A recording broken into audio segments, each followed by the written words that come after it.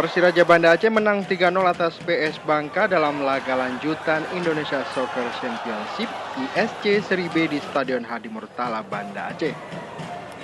Bermain menyerang, pemain Persiraja terus menekan pertahanan PS Bangka. Pada menit ke-10, Farizal Dilah berhasil memecahkan kebuntuan lewat tendangan penalti setelah Asrul Sani, pemain bawah PS Bangka, melakukan pelanggaran keras. Kedudukan 1-0 bertahan hingga turun minum.